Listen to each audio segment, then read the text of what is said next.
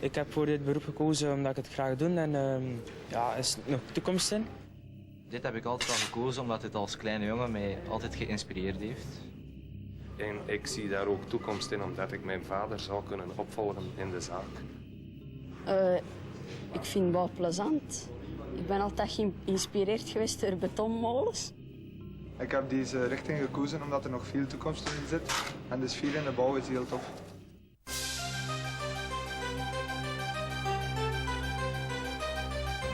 Le métier de plafonneur, tout comme celui de chapiste, rejointoyeur, ravaleur de façade, staffeur et ornemaniste est très sous-estimé. Et en tant qu'organisation professionnelle, nous voulons remédier à cette situation, entre autres par l'émission de ce film. Car une chose est sûre, on n'aime que ce que l'on connaît. Nous essayons de transmettre quelque chose de cette satisfaction intense qu'un homme de métier qualifié éprouve grâce à son travail. Cela semble paradoxal, mais alors que le taux de chômage est particulièrement élevé, il y a un tas d'emplois vacants dans notre secteur. Beaucoup d'entreprises attendent des jeunes ouvriers motivés. Par ce canal audiovisuel, nous voulons donner une image du large éventail de possibilités offertes par notre branche. De bons hommes de métier ont toujours joué un rôle important durant l'histoire. Et nous avons la conviction intime qu'ils seront également indispensables à l'avenir.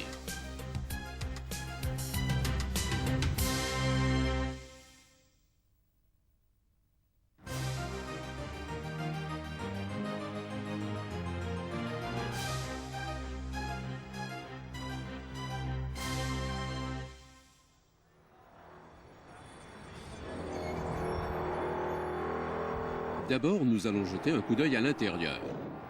Le plafonnage monocouche demande moins de travail parce que l'on se sert de la machine à projeter. Il faut cependant faire attention à ce que le support soit toujours propre et exempt de toute inégalité. Ensuite, le mur et le plafond sont nettoyés au balai et c'est seulement après que l'on peut commencer à plafonner. À partir de silos à poudre, le mortier est mélangé et soulevé à la machine.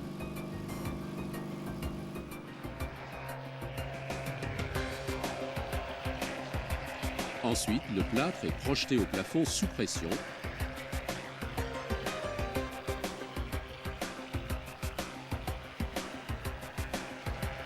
Et tiré simultanément à la règle. Ce mouvement est répété jusqu'à égalisation du plafond.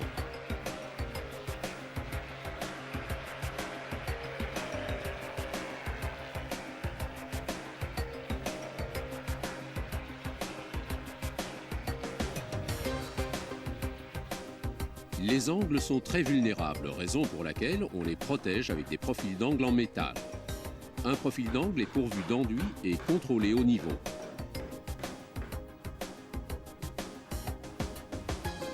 Le plâtre est alors projeté sur les murs et également tiré simultanément à la règle.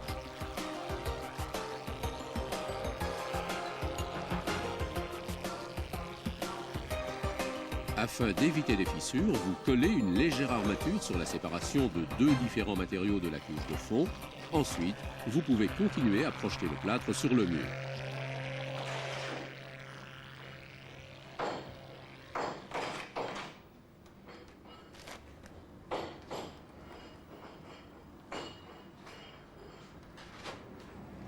Chaque mur est égalisé à la spatule.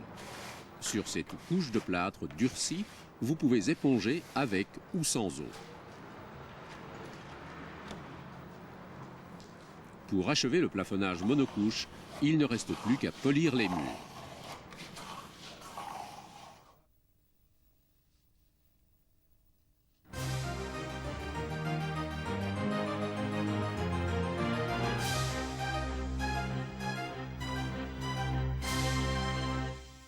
La technique d'enduisage la plus ancienne est le plafonnage manuel en deux couches. On peut effectuer ce genre de plafonnage sur n'importe quel support, exempt de produits dérivés. En outre, un contrôle manuel permanent est possible, de sorte qu'il y a encore moyen de ragréer après la première couche. Lors de la préparation, on prend les mêmes mesures que pour la méthode précédente. Tout comme pour le plafonnage monocouche, un tissu est appliqué sur la séparation de deux matériaux différents. Sur ce tissu, vous pouvez enduire et achever le tout comme un ensemble. Une couche de fond est d'abord appliquée. Cette première couche est granulée pour une meilleure adhérence de la deuxième couche. Après durcissement, toutes les inégalités sont ragréées au rabot. Le mortier pour la deuxième couche a une structure beaucoup plus fine. étendre,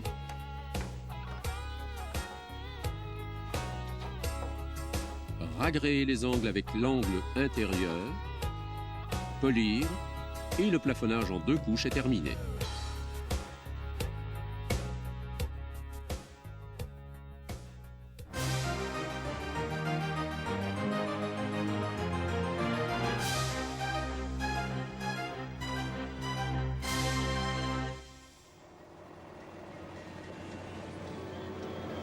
Une troisième technique, le plafonnage à sec, le placement de plâtre enrobé de carton. Cette technique permet d'économiser sur le poids et les structures sont facilement mobiles. Il n'y a pas de temps de séchage. Immédiatement après le placement, on peut peindre ou tapisser. Une structure en métal est appliquée à la hauteur désirée. Le rayon laser indique la hauteur exacte sur le réflecteur. Ainsi, vous pouvez ajuster le plafond.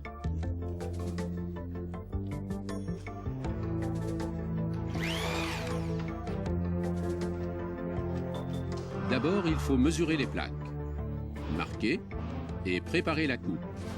Puis, elles sont sciées et polies.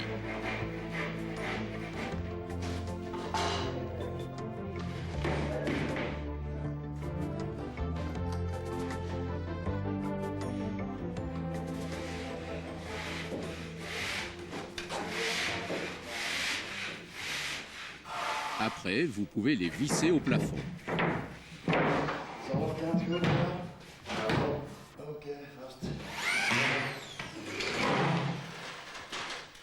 Sur les joints du plafond, au raccordement de 2 plaques, vous appliquez une lamelle autocollante recouverte d'une fine couche de plâtre.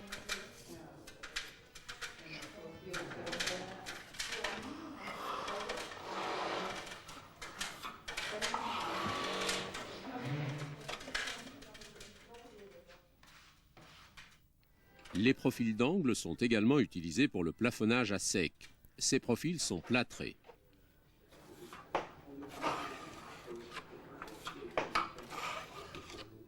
Avec le plâtre enrobé de carton, vous pouvez non seulement revêtir le plafond et les murs, mais aussi l'employer pour construire une cloison.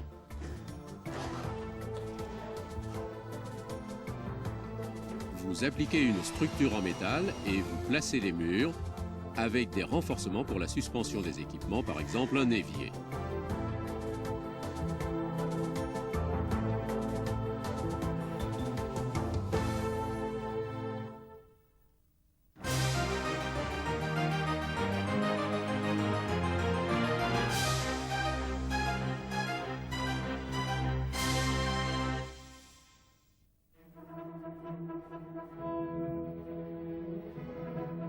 Pour des restaurations importantes, on demande régulièrement des plafonneurs qualifiés. Nous nous sommes rendus dans un château où quelques plafonneurs ravalent le plafond et les moulures en véritables artistes créatifs.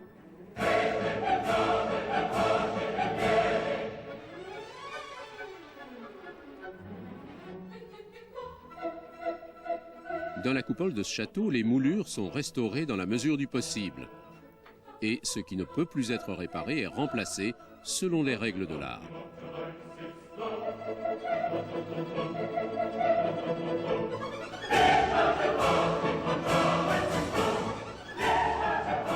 D'abord, il faut préparer le placement. La nouvelle moulure est minutieusement mesurée, tracée et sciée sur mesure. Pour le collage au mur, on emploie du chanvre trempé dans le plâtre. Craquelures et fissures sont luttées.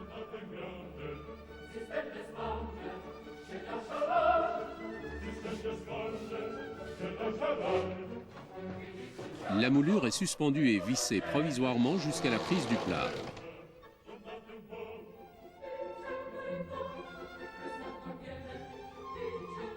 Les moulures ne doivent pas toujours être exécutées à l'avance.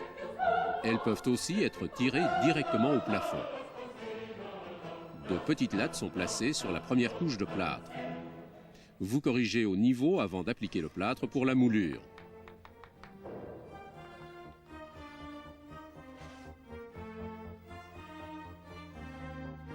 Ici, l'instrument indispensable est le chariot. La forme de la moulure est montée sur celui-ci. À l'aide du chariot, une main qualifiée et expérimentée peut tirer une moulure directement sur le mur plafonné.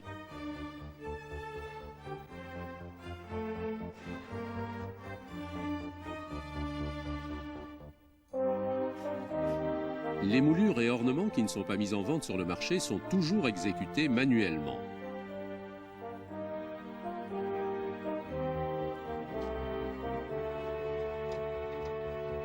Nous suivons cet ornemaniste en train de construire une colonne. Il verse du plâtre dans un moule latex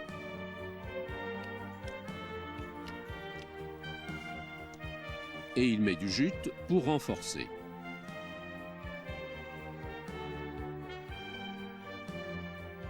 Les deux moitiés sont liées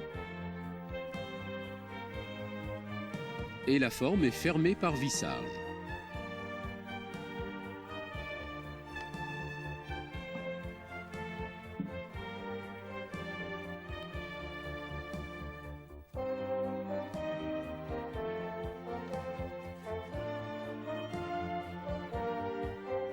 Lorsque la colonne est enlevée de sa forme après un temps de séchage suffisant, il lutte les joints et élimine toutes les petites fautes esthétiques.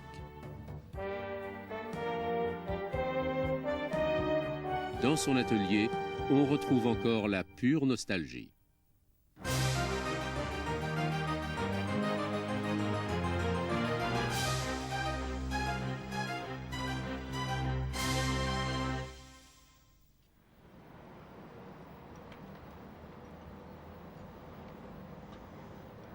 Tout comme pour les techniques précédentes, l'application d'enduit demande également une préparation très précise.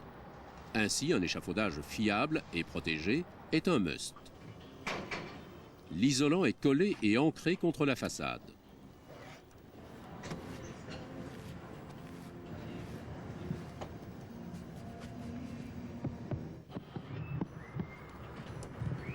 Les coins sont pourvus de profils d'angle ou d'une armature.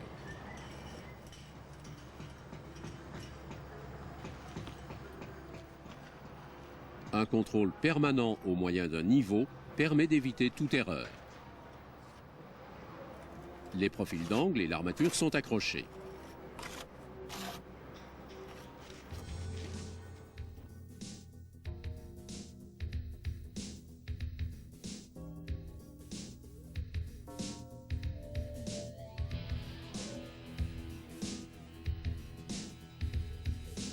Avant d'actionner la machine à projeter, les châssis et autres surfaces vulnérables sont protégés avec du plastique. Le matériau est mis dans la pompe de la machine et mélangé. Le mortier obtenu est soulevé sous pression.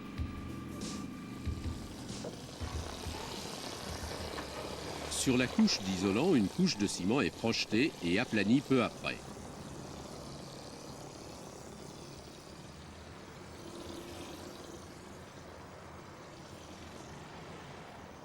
Ensuite, on accroche une armature en fibre de verre. Une deuxième couche de ciment laissant passer l'air, mais hydrofuge, est appliquée sur l'armature tissu. Après durcissement et séchage suffisant, une couche primaire de peinture est appliquée à la brosse, au rouleau ou à la machine à projeter. La couleur de cette couche dépend de la structure finale.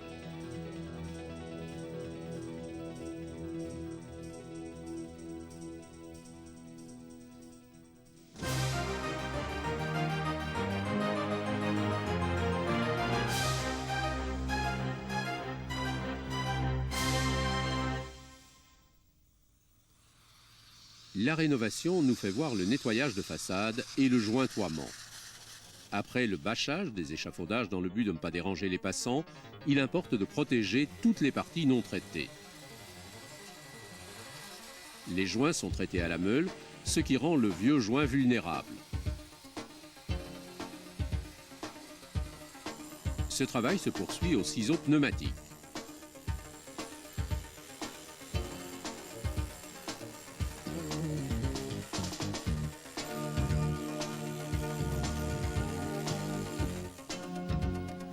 Vous remplissez le mélangeur de sable spécial pour sabler.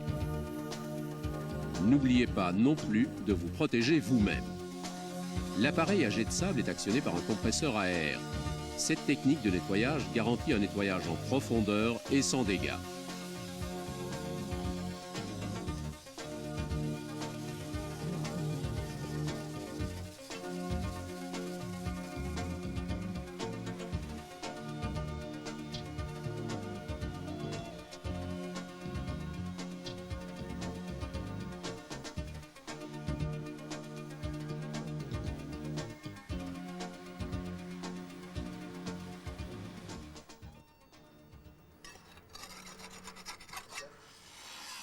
Toutes les mauvaises pierres sont remplacées par des pierres de récupération.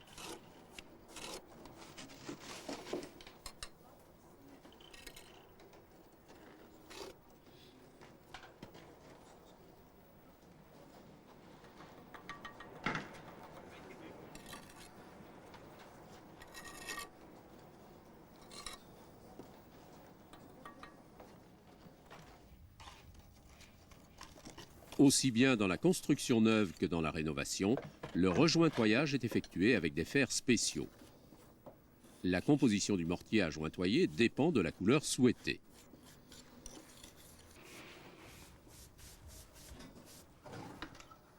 Après durcissement du jointoiement, au moins 7 jours plus tard, vous rendez la partie achevée résistante à l'eau et aux salissures.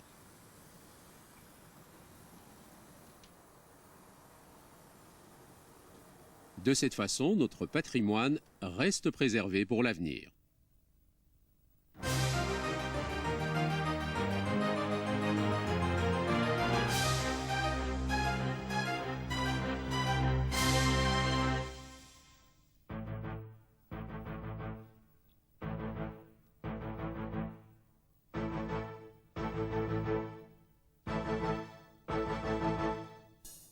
Autre secteur d'activité dans la construction, la mise en œuvre de chapes.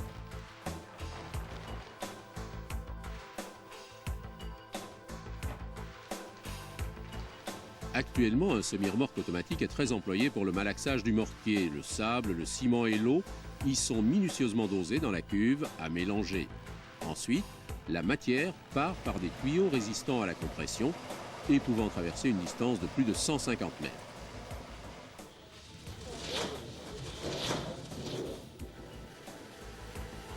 Ici, le support est d'abord couvert d'une feuille plastique. On place une armature et des bandes de bord. Le mortier est réparti et mis en œuvre. Le maniement de la machine est effectué à partir des locaux où la matière est appliquée.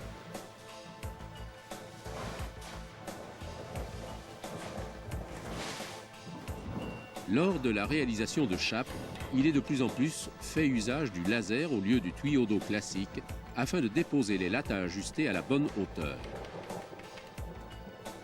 À l'aide de ces lattes à ajuster, vous pouvez placer des bandes. Le mortier est tiré à la règle sur les bandes. Les côtés sont ragréés manuellement.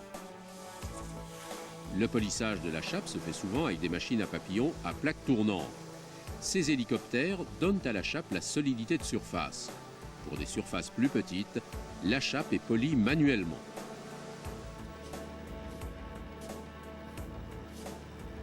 Naturellement, tout le monde n'a pas le luxe de pouvoir disposer d'un malaxeur automatique. Sur les chantiers plus petits, le remplissage du malaxeur exige toujours des efforts physiques. Ici aussi, la matière part sous pression.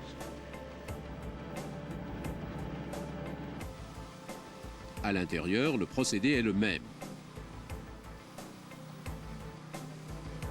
Pour les grandes surfaces, sont prévus à certains endroits des joints de contraction afin d'éviter que la chape se fende.